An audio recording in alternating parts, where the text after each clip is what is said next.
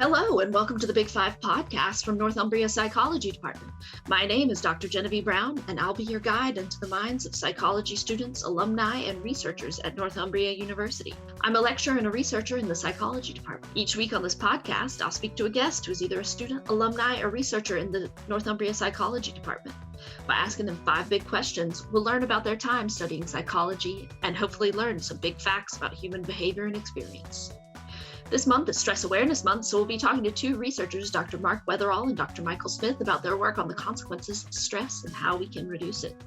Today, I have the pleasure of speaking to Dr. Michael Smith. Hello, Michael. Hello, Genevieve. Thanks for having me. Dr. Michael Smith is an associate professor and director of research and exchange in the Department of Psychology at Northumbria University. His general research interests span the areas of health psychology and psychobiology. Michael is an active member of the British Psychological Society and is a member of the BPS Research Board. In recent years, Michael has taken a keen interest in expressive writing as a technique to reduce stress and enhance well-being. So, Michael, your interest in expressive writing, where did that come from, and what are some of the theories behind this work? Well, my interest really emerged from doing some public engagement work. Public engagement is something I really enjoy. I really enjoy going out and talking to the public in various formats about the kinds of work that I do. And I've done a lot of work around the kind of psychobiology of the causes and consequences of stress. So I was really interested in kind of why we get stressed, why different people get stressed in different contexts, and what the consequences of this are. So, for example, adverse effects that stress might have on our physical health. And I was going out doing lots of public engagement work, and one of the things that kind of kept happening when I was doing public engagement work was that people would often say to me, well, I'm kind of sometimes feel a bit stressed in my day-to-day life. What can I do about it? How can I reduce my stress? And, I kind of would get a bit hand-wavy and kind of maybe, talk about a few techniques that I was, vaguely aware of from the literature. However, I wasn't really doing any of that work myself, so I didn't feel too confident, kind of talking in that domain. And it really kind of struck me that actually, really to kind of close the loop and kind of complete the story, my work around the causes and consequences of stress wasn't really complete without kind of doing some work myself around actually, what can we do about it? What can we do about this problem? So, I started to have a bit of a think around some potential techniques that we might want to investigate. Partially, this was motivated by some students at Northumbria who I was working with who were interested in the notion of expressive writing. And also my colleague who I work quite closely with, who you've mentioned already, Professor Mark Weatherall, has done quite a lot of work around a technique called written emotional disclosure. And basically, written emotional disclosure is a technique where you ask people to write about negative experiences that they've had in the past. So they write very emotively about negative life experiences, or in some cases, even traumatic events. And the idea is that this gives people an opportunity to kind of get these negative thoughts and feelings off their chest, as it were. So basically, you're getting people to really, relive these negative experiences that might be kind of somewhat repressed, really. And the idea is that this will then make them feel much upbeat and less distressed about these events. However, there's a couple of issues with written emotional disclosure, one of which is that in the short term, written emotional disclosure often causes an increase in psychological distress because you're asking people to essentially relive these negative life events, perhaps that they haven't thought about for a while. And this can actually cause an increase in psychological distress before it essentially makes things better. Also, written emotional disclosure doesn't really work for everybody. And I was doing some work at the time looking at some techniques to use for diabetes patients in particular for a grant that I was working on in collaboration with some others, and started to think about written emotional disclosure. And I was reading the literature around written emotional disclosure in diabetes and came across a fairly recent pilot study that suggests that actually written emotional disclosure is detrimental the well-being in people with diabetes, perhaps because of this, short-term increase in distress that we often see. So it kind of made me think, well, if I'm going out to public engagement events and saying to people, oh, this is something you could try, actually telling people to write about their kind of negative events maybe isn't really an ideal thing to do on that basis. And it also doesn't really fit that well with my kind of ethos around my personal ethos is to kind of try and focus on the more positive aspects of life, and to kind of think about the positives of an adverse situation, which this kind of led me to kind of flipping this on its head and looking at writing about more positive experiences, and also about the benefits that have come out of an adverse situation, a technique called benefit finding, or in this case, written benefit finding. And far less work has been done around positive expressive writing and written benefit finding than it has been around written emotional disclosure. And essentially, that's what led me into exploring, well, does positive writing and does written benefit finding work? Can these kinds of techniques be useful? Who do they work for? What are the mechanisms involved and that kind of thing? Yeah, I like that, turning that methodology on its head and making it something positive. That's really interesting. Can you tell us a bit more about this methodology? So what is positive expressive writing? How do you actually go about it as a participant in one of your studies? And what kind of things do you measure after people have engaged in this positive expressive writing? Okay, so the typical kind of paradigm requires our participants to write about, depending on the nature of the study, typically about a positive experience. So we ask them to write about something that they've experienced in the past, which is a positive event, a positive memory, a positive experience. But this doesn't necessarily have to be something too kind of earth-shattering. We actually say to participants, this can be, that feeling you get after reading a really good book, or, listening to a really kind of evocative piece of music, or whatever the case may be. So it's really about finding something that people can write about very intensely, positively. In our initial studies, we actually got people to physically write. So we'd give them a diary, we'd give them a pen and paper, or give them a paper diary, and we'd ask them to write for 20 minutes, as in physically write. And we'd ask them to do this over 3 consecutive days, just so that we could see what happened over the course of 3 days. So you've given us basically a bit more robustness than just seeing what happened over the course of a single day. In our subsequent studies, we started to move this online. So we set up an online portal whereby people would actually type rather than kind of write with a pen and paper.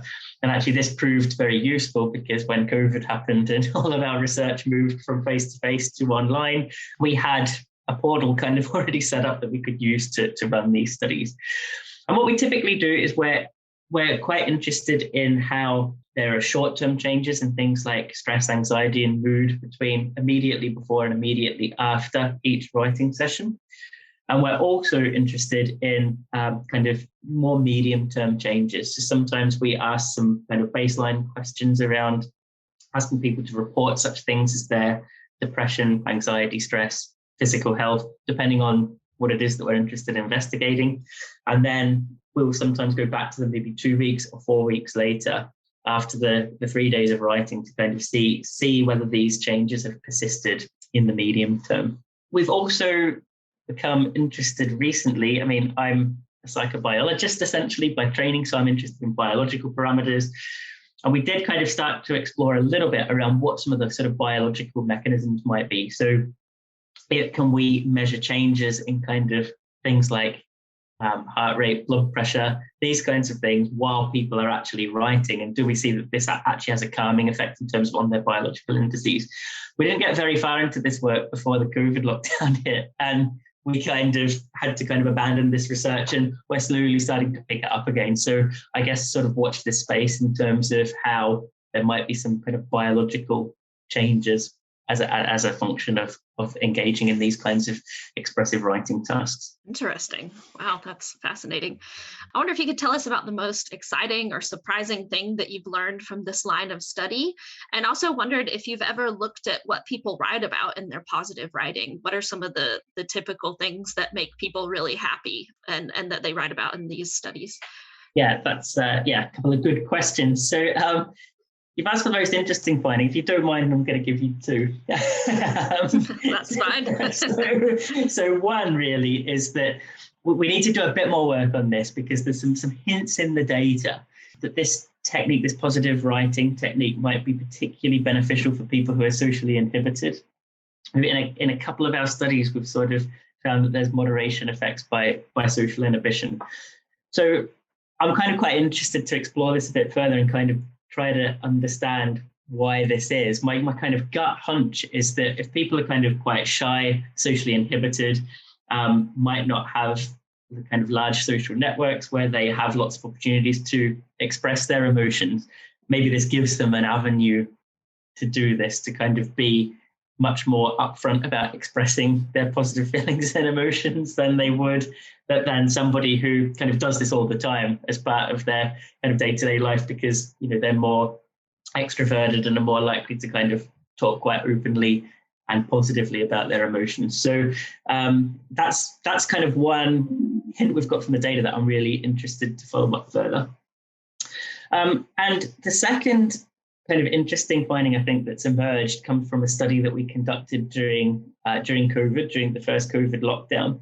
And what we did was we asked participants to talk about any kind of benefits that they experienced as a result of being in lockdown and of the kind of whole experience. Obviously, at this time, we were living under kind of very, very strict stay-at-home orders and that kind of thing. And one of the things that I really noticed when I was talking to people, obviously I'd call friends, family, whatever, and say, how are you getting on? How are you doing? And what I noticed people kind of doing was like, oh yeah, it's all a bit rubbish, isn't it? But you know what? It's great because it's given me the opportunity to have dinner with the kids that I wouldn't normally get to do, or, watch this box set that I've been meaning to watch for ages, or, I've really been making sure I use my 1 hour of exercise a day and I'm getting out and I've run more Ks this month than I ever have in a single month before. So people I found were kind of doing this sort of naturally.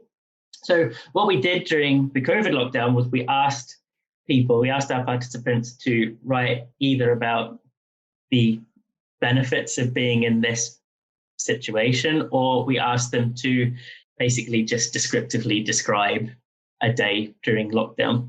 And what we found was that those who wrote about the benefits of being in the situation showed a significantly greater decrease in state anxiety between immediately before and immediately after the writing session. So, I think this kind of was a nice finding for me, because it kind of backs up my idea that, actually trying to focus on the positives of an adverse situation is really, really beneficial. So for me, this was kind of one of the most exciting findings that we've had. And it was a really good opportunity for us to investigate this. Obviously, the COVID situation was awful and we all wish it hadn't happened, or isn't happening still. But it gave us, from a research perspective, it gave us a really good opportunity to investigate this, because obviously finding a situation where all of our participants are in the same adverse situation, it could be more difficult. Whereas, this was a study we could conduct across the whole UK population, everyone was in the same situation. And I think you asked me another question. Yeah, no, I was wondering what kind of things participants write about. That's great. Yeah. Did you look at those COVID data also and see what kind of positive things people were talking about? And then in general, in your other studies, have you looked at what kinds of things kind of make people happy? Yeah, so interesting. I mean, what we do is we don't really read in detail what participants write about, largely because people tend to write about very, very personal things. And even though the data is all completely anonymous and we don't know who the people are, sometimes for me it can feel a bit sort of voyeuristic to kind of really sit and read what people are writing about. So I actually kind of try not to do that too much, although obviously it is kind of important to have a quick look through to kind of ascertain kinds of things that people are writing about. It's a bit of a sense check to make sure that people are conforming to the instructions. But also, we also put the transcripts through a piece of software that we have called Luke, stands for Linguistic Inquiry and Word Count. And what we can do is Luke can basically tell us whether the people in the experimental condition, the condition where we're asking people to write emotively, use more emotive language than people who are in the neutral condition. So we tend to have a neutral control condition.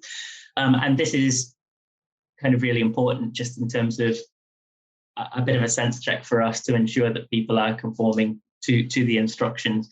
But, just from having a quick eyeball of what people are writing about, people write about very, very varied things. So, some people do follow our kind of instruction around things like writing about a good book that they've read, right through to very intense emotional experiences. A lot of people will write about things like, their wedding day. Giving birth is a big one. So a lot of people will write about their children being born.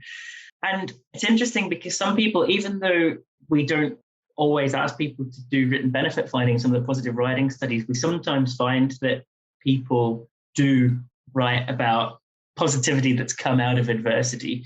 And one kind of narrative that kind of struck me, again, I didn't kind of read it in too much depth, but somebody wrote about having a cup of tea with their mother who had terminal cancer, and basically just saying, my mum had been really unwell and it'd been a really horrible time. And I went round, I dropped in on my mum. We just had this cup of tea and we had this really nice chat. And it was one of the best conversations my mum I've ever had. And it was just, so it's interesting that the things that kind of, I guess, people find as positively emotive is another interesting aspect of this. Yeah, that's so fascinating. I wonder if there are individual differences in how willing people are to find positives in those negative situations. I wonder if that might be a future line of inquiry. Yeah. I mean, I wonder exactly the same thing. So, it is something that where and in a way, I mentioned that we've been looking at social inhibition, and that kind of question partially motivated our reason for measuring social inhibition in the first place, because I was wondering whether socially inhibited individuals might be sort of more closed and reserved, but actually we don't tend to find that, and we tend to find that the effects are actually stronger for those individuals. So one of the key lines of future inquiry for me is to really try and unpick the individual differences, because we know from the written emotional disclosure work that individual differences are important, and it's definitely a technique that doesn't work for everybody. I suspect that that's also the case here, because, some people are very put off by the idea of actually writing about their emotions at all, whether it's positive, negative, whatever. Some people just don't feel comfortable doing that, and some people just, I don't want to do this. So, this is something we need to deal with in terms of, I guess, partially due to bias in our samples, because are we selecting people who, inadvertently selecting people who are really keen to do this kind of thing? But then even within the samples that we do have, can we find individual differences that might predict the extent to which people will actually engage with the tasks? Yeah, definitely. Are there any other future lines of research that you're interested in following? Yeah, so we're working with a PhD student at the moment, Lauren Holt, who is, I think, about a year and a bit into her PhD, and she's doing some really, really interesting work. At least from our perspective, it might not sound that interesting from people outside of our research team. But one of the things we're really interested in is the control task that's used. So I said really exciting, and you're probably like, well, the control task isn't really that much of an exciting thing to investigate. But what the typical control task in this area is that we ask people to write about unemotively about a neutral topic. So we might ask them, for example, to describe the room that they're sitting in an unemotive way. And we've had reviewers basically come at us on two fronts with respect to this control task. One of which is that actually it could be therapeutic to just write about something so mundane, just the act of kind of writing about it, and like being mindful. Yeah, exactly. Being mindful might be therapeutic. So that's exactly right. But also that, well, some people might find this really boring, and actually, are you really observing benefits from the positive expressive writing, or are you actually just seeing kind of the fact that people are bored and might actually become a bit moody and distressed as a result of having to sort of write about something so boring and mundane? So we've actually had both of these things thrown at us. So we're kind of looking at the control task, how we can improve it, what we actually use for the control task. And one of the things we're actually looking at is, rather than comparing expressive writing to kind of neutral writing task, actually comparing expressive writing to other well-established interventions, which we know have some benefits in terms of improving mood, both to say, well, actually, is expressive writing any better than some of these better established techniques? So one of the things we're looking at the moment is a guided imagery type paradigm where, so I'm not sure if you're familiar with guided imagery, but this is really around people listen to an audio and they just sort of sit and quietly listen to an audio. And in our case, it's a walk through the forest. So basically they're being narrated to about kind of walk through the forest and they listen to that audio. We're also, to make it a bit kind of specific to writing, we're getting them to listen to that audio and then to kind of write about the experience of this imagined forest walk that they've just been taken through. So this is a way of kind of trying to find a comparison that I guess is a bit more akin to the kinds of things that we know work. And it can, it can enable us to answer questions around, actually, is this positive expressive writing thing really so good that it stacks up compared to kind of existing stress-related interventions? So that's one avenue.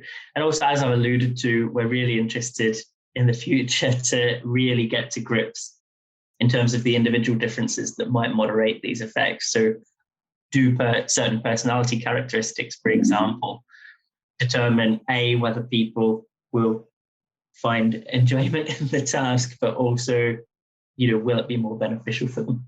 Both of those sound very interesting, and I look forward to hearing about them. So it is Stress Awareness Month, and I wanted to talk a little bit about the impact of this work, what impact it's had so far that you'd like to talk about, and then also if you can give our listeners maybe some tips and tricks for reducing stress. Yeah, okay, sure. So, I mean, one of the things about this technique, which is kind of so beautiful to me, is that it's so simple. I mean, out of most stress reduction techniques, I mean, yeah, there are suggestions such as, to go for a run, do some yoga, whatever. But, this technique is so simple that pretty much most people could engage with it. It's so easy, so straightforward to carry out. And, it could be taken anyway. If somebody is feeling a bit stressed, sitting there waiting for a job interview, they could take their phone out, take out pen and paper and kind of, do some expressive writing. It's that mobile, can be done anywhere, anytime. It's convenient to the participant. So I think that's the potential impact here. The potential impact is around the fact that it's just so simple. Its simplicity really is so beneficial. And I can kind of see this as part of a wider kind of DIY toolkit for reducing day-to-day stress, so feeling a bit stressed with work or whatever, get home from work, need to unwind. Some people might say, well, I'll do some yoga. Some people might say, well, I'll go out for a run. This could be another thing that people could use if the weather's not great for a run, if, they aren't feeling overly flexible and don't fancy doing some yoga. This is just one other thing that people could do. So I think there's potential, really, really good potential impacts. Before COVID, myself and Professor Weatherall went into a couple of workplaces and taught the staff about this technique, showed them the technique, and even some people who were a bit skeptical at first kind of came around and kind of engaged with it. And we got some really positive feedback that people were continuing to use this technique after the workshops. So I do think there's potential impact there, and it's definitely something that we're interested in following up further.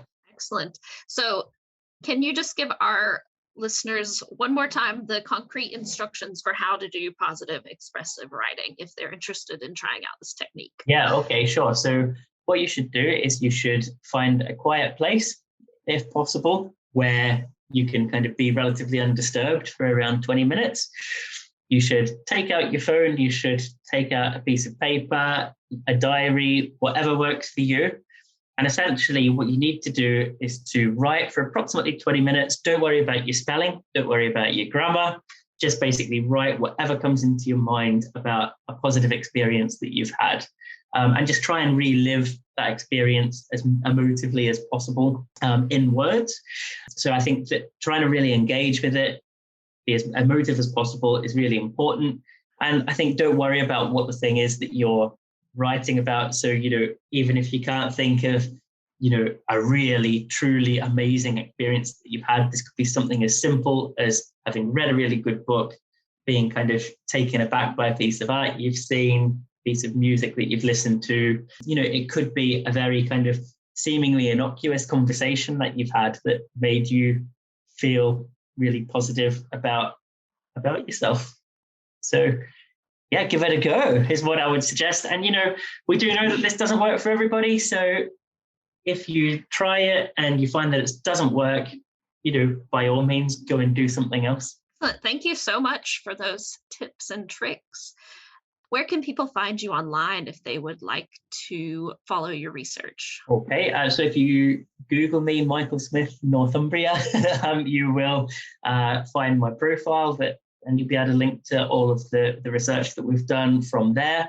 I'm also on Twitter at Dr. 4 Smith, Dr. 4 Smith is my Twitter handle if you want to catch up with me on Twitter or drop me a message. Excellent. And I'll include both those in the show notes. If you'd like to learn more about Northumbria Psychology, check out our psychology department blog at northumbriapsy.com. You can also follow us on Twitter at NorthumbriaPSY. If you want, you can follow me on Twitter at Brown, GENAVEE, to stay updated on episodes of the podcast. And if you'd like to be interviewed on the podcast or know someone who would, please email me at genevieve.brown@northumbria.ac.uk.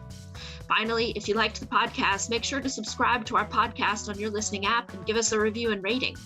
I hope you've learned something on this voyage into the mind. Take care. Until next time.